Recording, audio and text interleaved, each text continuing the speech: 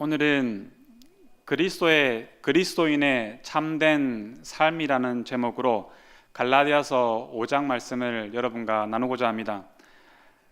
갈라디아서와 아주 밀접한 성경책이 하나 있습니다. 그게 어딘지 아십니까? 로마서입니다. 로마서. 그래서 혹자는 이렇게 말합니다. 로마서를 지칭할 때 확대된 갈라디아서, 또 반대로 갈라디아서를 지칭할 때 간략한 로마서라는 그런 호칭을 붙이기도 합니다. 로마서는 어려운 책입니다. 따라서 갈라디아서도 조금 어려운 책입니다. 그래서 오늘 본문을 정확히 이해하기 위해서는 사도 바울이 왜 이 갈라디아서 책을 썼는가, 또 왜 사도 바울이 이 갈라디아서 5장을 썼는가에 대한 그 배경 연구가 필요합니다. 그래서 오늘 먼저 그 말씀에 대한 배경을 살펴보고 그리고 말씀을 찬찬히 들여다보기를 원합니다. 바울이 갈라디아 지역에 복음을 전했습니다. 그래서 믿는 사람들이 생겨났지요. 이제 사람들이 계속 생겨나니까 교회가 이루어지고, 이제 바울은 말씀을 가르치며 그 교회를 든든히 세워갔습니다. 그리고 이제 하나님의 부르심을 따라서 또 다른 지역에 선교를 하러 갔습니다. 그렇게 열심히 선교를 하고 있는데 바울의 귀에 안 좋은 소식이 들리기 시작합니다. 갈라디아 교회에 어디에서 온지 모르는 보수파 유대 그리스도인들이 와서 바울이 전한 복음과는 다른 이상한 복음, 바울의 말을 빌려 표현하자면 다른 복음을 전하고 있다는 소식이 들렸습니다.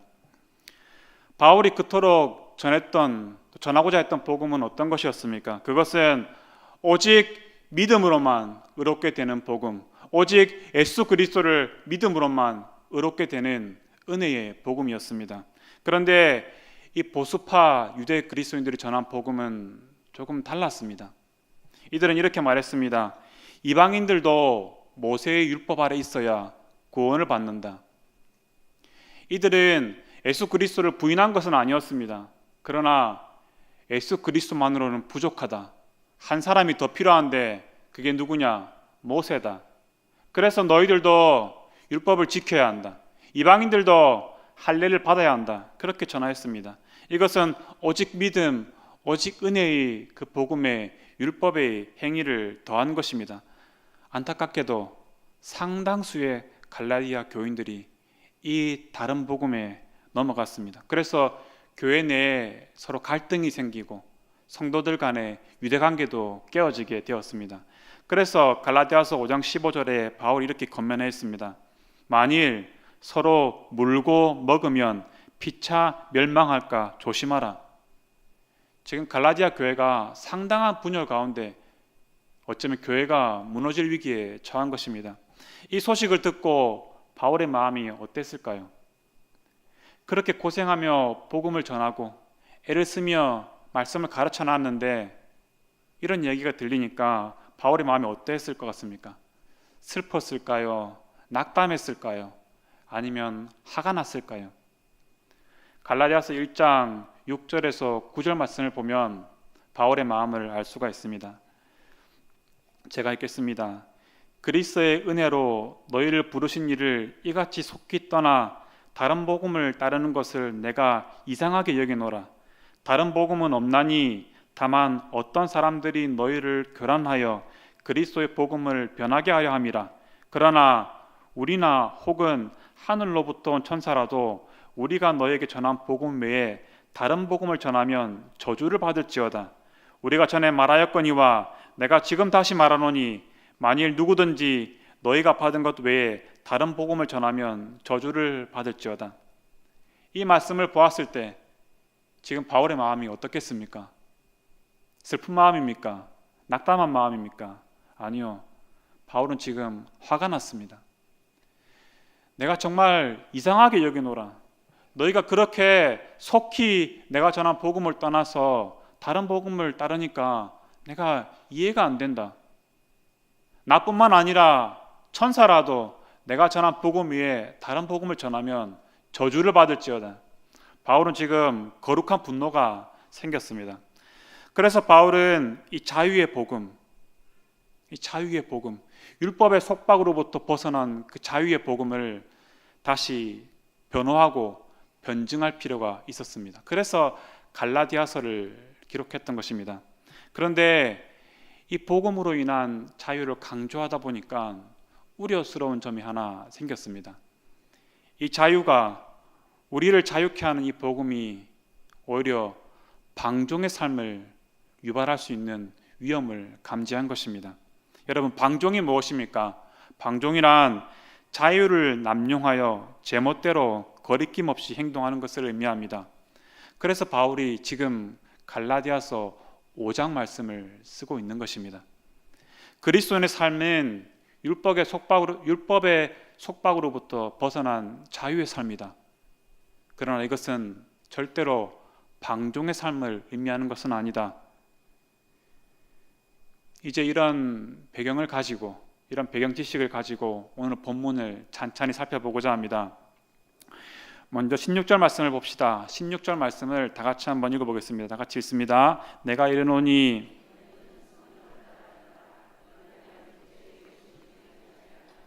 아멘. 16절을 말하기 전에 바울이 13절에서 이렇게 말하였습니다.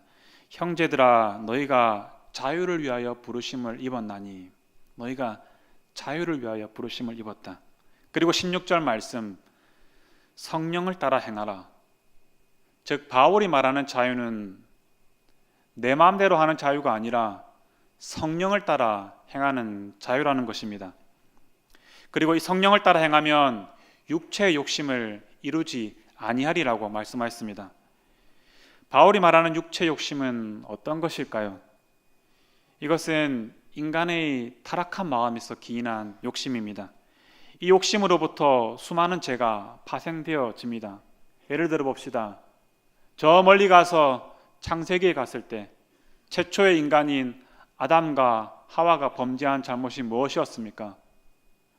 뱀이 와서 꼬드겼습니다. 저 선악과를 따먹어도 된다.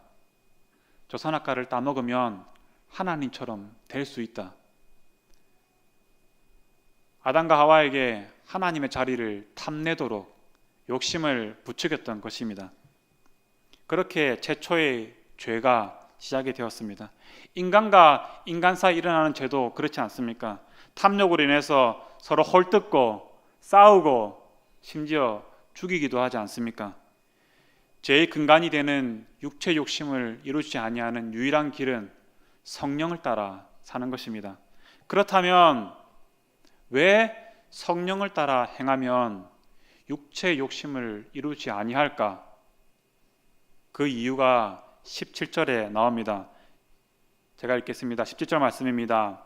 육체의 소욕은 성령을 거스르고 성령은 육체를 거스르나니 이 둘이 서로 대적하므로 너희가 원하는 것을 하지 못하게 하려 함이니라. 육체의 소욕, 조금 어려운 말일 수도 있겠는데요. 이 소욕이라는 말은 다른 말로 하면 육체의 욕구, 육체의 바람, 영어로 하자면 육체의 디자이어라고 표현할 수 있겠습니다. 여러분, 우리에게는 두 가지 욕구가 있습니다. 하나는 육체의 욕구입니다. 이것은 인간의 본능적인 욕구가 아닙니다. 예를 들어서 배가 고프면 밥을 먹어야 되고 피곤하면 쉬어야 되고, 그런 본능적인 욕구가 아니라 인간의 타락한 마음에서 기인한 욕구입니다. 16절의 표현을 빌리자면 육체의 욕심에서 기인한 욕구라고 말할 수 있습니다. 이와 반대로 또 하나의 욕구가 있습니다. 이것은 그리스도인들에게만 있는 욕구인데요, 바로 성령의 욕구입니다. 그리스도인들 안에는 이 두 가지 욕구가 서로 싸우고 있습니다. 서로가 대적을 하고 있습니다. 여러분도 그 싸움을 매일매일 겪지 않습니까? 그러면 우리는 과연 누구 편에 서야 하겠습니까? 성령의 편에 서야 하겠습니까? 아니면 육체의 욕심의 편에 서야 하겠습니까? 당연히 성령의 편에 서야 합니다. 그리고 그렇게 함을 통해서 육체의 욕구가 우리의 삶 가운데 이루어지지 아니하는 것입니다. 이제 이후로 19절에서 23절까지 바울은 육체의 소욕을 따르는 삶에는 어떤 열매가 맺히고 성령을 따르는 삶에는 어떤 열매가 맺히는지 그것을 적나라하게 비유하고 있습니다. 육체의 소욕을, 육체의 욕심을, 육체의 탐욕을 따라 살면 이런 열매가 맺힙니다. 음행, 더러운 것, 호색, 우상숭배, 주술, 원수 맺는 것, 분쟁, 시기, 분냄, 당 짓는 것, 분열함, 이단, 투기, 술취함, 방탕함, 또 그와 같은 것들. 반대로 성령을 따라 살면 어떤 열매가 맺히겠습니까? 22절에서 23절 말씀이 그것을 알려주고 있는데요. 저는 가급적 여러분이 이 말씀을 외웠으면 좋겠습니다. 지금은 못 외우더라도 외웠으면 좋겠습니다. 다 같이 한번 봅시다. 다 같이 읽습니다. 시작. 오직 성령의 열매는 사랑과 희락과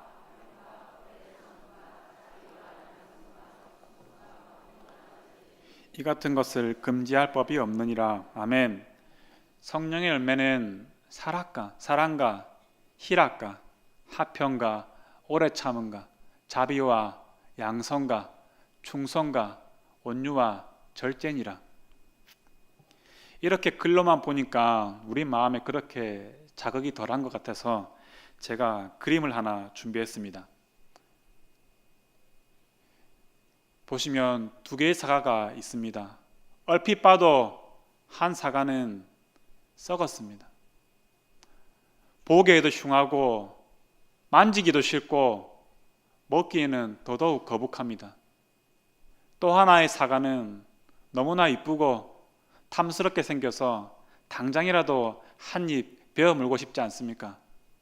바로 이 이쁜 사과가 성령의 열매와 같은 것입니다. 반대로 저 썩은 사과가 바로 육체의 열매와 같은 것입니다. 여러분께 질문을 하나 드리고자 합니다. 만약 저 썩은 사과 열매를 맺는 삶이라고 한다면 과연 그 사람에게 하나님 나라의 유업을 잊게 하는 게 합당한 일입니까? 과연 그 사람이 하나님의 자녀라고 말할 수 있는 것입니까? 과연 그 사람에게 천국을 선물로 줄 수 있는 것입니까? 절대 그럴 수 없습니다. 가당치도 않은 일입니다. 그런데 한번 가슴에 손을 얹고 생각을 해봅시다. 우리 삶 가운데서도 저 썩은 사과와 같은 열매가 가끔씩 열리지 않습니까? 그러면 어떻게 하란 말입니까? 우리는 그리스도인이 아니란 말입니까? 우리는 천국에 못 간다는 말입니까? 그래서 본문을 주의 깊게 봐야 합니다. 21절 말씀을 보면 이런 표현이 있습니다. 이런 일을 하는 자들. 헬라어 원문을 보면 이런 일을 하는 자들을 표기할 때 현재 분사를 쓰고 있습니다. 현재 분사라는 것은 헬라어 문법상에서 이런 뜻이 있습니다. 지속적, 반복적 그런 의미를 내뿜고 있는 것입니다. 그러니까 이런 일을 저런 썩은 사과 열매를 맺는 사람들은 저런 열매를 지속적으로, 반복적으로, 습관적으로 맺는 사람들인 것입니다. 저의 말보다 이 구절에 대한 칼빈의 해석을 살펴봅시다. 칼빈의 말입니다. 다만 범죄하고도 그 죄를 회개하지 않고 그와 같은 상태에 계속 머물러 있는 자들에 관하여 말한 것이다. 성도들도 때로는 중대한 죄를 범할 때가 있다. 그러나 저들은 본길로 돌아서 간다. 왜냐하면 저들은 자진하여 혹은 습관적으로 죄 가운데 빠져 들어가지 않기 때문에 여기서 말하고 있는 사람들 속에 포함되지 않는다. 여기 계신 한 분도 그 누구도 이런 일을 하는 자들에 포함되지 않기를 간절히 바랍니다. 바울은 이것이 너무나 중요한 진리이기에, 이것이 아무리 강조해도 너무나 중요한 것이기에 21절에서 이렇게 말했습니다. 전에 너에게 경계한 것 같이 경계하노니. 지금 바울이 똑같은 표현을 두 번 쓰고 있지 않습니까? 경계하다라는 말을 두 번이나 쓰고 있는 것입니다. 그만큼 경계하고 또 경계하오니 이것이 너무나 중요하기 때문에 너에게 또 그렇게 말한다 라고 바울은 말하고 있는 것입니다. 이런 열매를 자진해서 습관적으로 지속적으로 삶 가운데 맺는 사람들은 결국 성령이 거하시지 않는다는 증거입니다. 다른 말로 그리스도인이 아니라는 증거이고 천국과는 아무 상관이 없다는 증거입니다. 제발 우리 교회에는 그런 분들이 아무도 없기를 간절히 바랍니다. 이제 바울은 24절에 마지막 말을 하면서 이 말씀의 단락을 마무리합니다. 마지막 구절을 다 같이 한번 읽어봅시다. 그리스도 예수의 사람들은 육체와 함께 그 정욕과 탐심을 십자가에 못 박았느니라. 아멘. 여기서 탐심이라고 번역된 헬라어 단어가 16절에서 육체의 욕심이라고 번역된 헬라어 단어와 동일한 것입니다. 그러니까 바울은 지금 16절에서 한 말씀을 다시 한번 24절에 이 단락을 마무리하면서 다시 한번 반복해서 말하고 있는 것입니다. 16절에서 뭐라고 했습니까? 성령을 따라 살면은 육체의 욕심을 이루지 아니한다고 말했습니다. 24절은 뭐라고 말하고 있습니까? 그리스도 예수의 사람들, 즉 그리스도인들은 육체의 욕심을, 탐심을 십자가에 못 박았다. 지금 바울이 못 박아라 라고 말하지 않았음을 유의해야 합니다. 네 힘으로 탐심을 십자가에 못 박아라고 말하지 아니하고 그리스도인들은 탐심을 십자가에 못 박았다 라고 말하고 있는 것입니다. 그리스도인들은 이미 십자가에 육체의 탐심을 못 박은 사람들인 것입니다. 지금까지 초대교회로 돌아가서 바울이 무슨 뜻으로 이 본문의 말씀을 기록했는지 살펴보았습니다. 이제는 오늘날 시대로 돌아와서 과연 이 말씀이 우리에게 주는 메시지가 무엇인지 나누어 보고자 합니다. 여러분, 성경의 말씀은 시대를 초월해서 장소를 초월해서 언제나 누구에게나 진리의 말씀입니다. 아멘. 그런데 참으로 신기하게도 성경에 나오는 사람의 문제들, 초대교회의 문제들도 시대를 초월해서 언제나 동일하다는 것이 참으로 신기하다는 것입니다. 설교 초두에 제가 왜 바울이 이 갈라디아서 5장을 썼다고 했습니까? 바울이 전한 복음은 자유의 복음이었는데 그 자유를 자칫 오해하고 남용하여서 방종의 삶을 살아가는 자들이 있기 때문에 이 5장을 썼다고 하였습니다. 오늘도 이 자유의 복음을 방종으로 만들어가는 사람들이 있습니다. 이런 사람들입니다. 이 사람들은 주일날 매주 교회에 나옵니다. 예배에 빠지지 않습니다. 헌금도 합니다. 그런데 평소에는 주님과 동행하지 않습니다. 힘들고 어렵고 큰 결정을 해야 할 때만 성령의 인도하심을 구하는 자들입니다. 평소에는 자기 마음대로, 자기 판단대로, 자기 생각대로 사는 사람들입니다. 여러분, 이것이 방종의 삶이 아니고 무엇이겠습니까? 여러분, 이것을 알아야 합니다. 우리의 전인격 속에 나의 이성과 나의 감정과 나의 의지 속에 죄로 인한 영향을 받지 않은 곳은 아무것도 없다는 것을 알아야 합니다. 그래서 내 마음대로 살아서는 안 됩니다. 내 생각대로 살다가는 육체 욕심을 이루기에 딱 안성맞춤인 것입니다. 한 번씩 제가 시험 감독을 해야 할 때가 있습니다. 시험 감독을 할 때면 간혹 참 안타까운 마음이 들기도 합니다. 왜 그러냐면 컨닝을 하려면 공부를 잘하는 사람을 뵙게 하지 않겠습니까? 그런데 꼭 이제 고만고만한 둘이서 서로 베끼고 또 한 명은 또 안 보여주려고 하고 한 명은 또 그래도 보려고 하고 그냥 자기가 풀면 될 것 같은데 그럴 때 보면 참 안타까운 마음이 듭니다. 여러분, 이렇게 말씀드려서 죄송하지만 여러분의 실력으로 이 인생의 시험지에 100점을 맞을 수는 없습니다. 아니, 좋은 점수를 맞을 수도 없을 뿐 아니라 마이너스 점수를 받을 수도 있습니다. 그러니까 컨닝을 하십시오. 성령의 답지를 컨닝을 하십시오. 성령은 이 인생의 시험지에 100번 쳐도 100점을 받으시는 분입니다. 그러니 제발 그분의 답지를 제발 좀 컨닝하십시오. 성령 하나님은 우리의 마음에 와 계십니다. 왜 우리에게 와 있으시겠습니까? 우리와 함께 하시려고, 이 인생의 답지를 정답을 알려주시려고, 성령의 열매를 맺게 하시려고 우리에 와 계신 것입니다. 그런데 여러분이 이 성령 하나님과 동행하지 아니하고 성령 하나님께 묻지 아니하는 것은 그분을 무시하는 것이며 그분을 모독하는 것입니다. 예를 들어 봅시다. 여러분의 집에 정말 귀한 손님이 왔다고 합시다. 너무나 귀한 손님이 찾아왔는데 그분에게 차 한 잔 대접하지 아니하고 그분에게 별로 말도 걸지 아니하고, 그러면 그 손님이 어떻게 여기겠습니까? 이 주인이 나를 무시하나 생각하지 않겠습니까? 기분이 나쁘겠지요.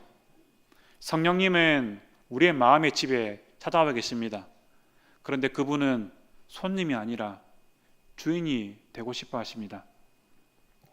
성령을 따라 사십시오. 어느 특정한 때만이 아니라 하루 24시간 주 7일 내내 성령을 따라 살아야 됩니다. 그래야 육체의 욕심을 이루지 아니할 수 있습니다.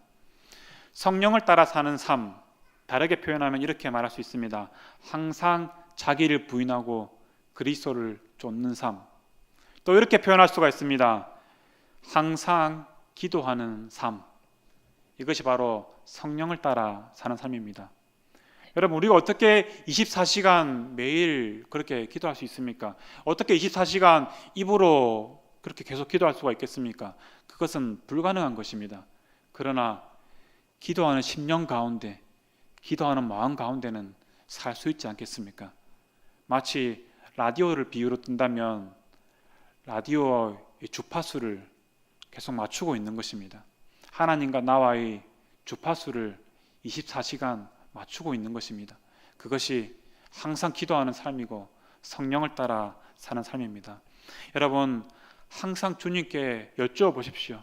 주님, 이 상황 가운데 제가 어떤 마음을 먹어야 합니까? 주님, 이런 상황 가운데 제가 무슨 말을 해야 합니까? 주님, 이런 일 가운데 제가 어떤 말씀을 붙잡아야 합니까? 주님, 주님!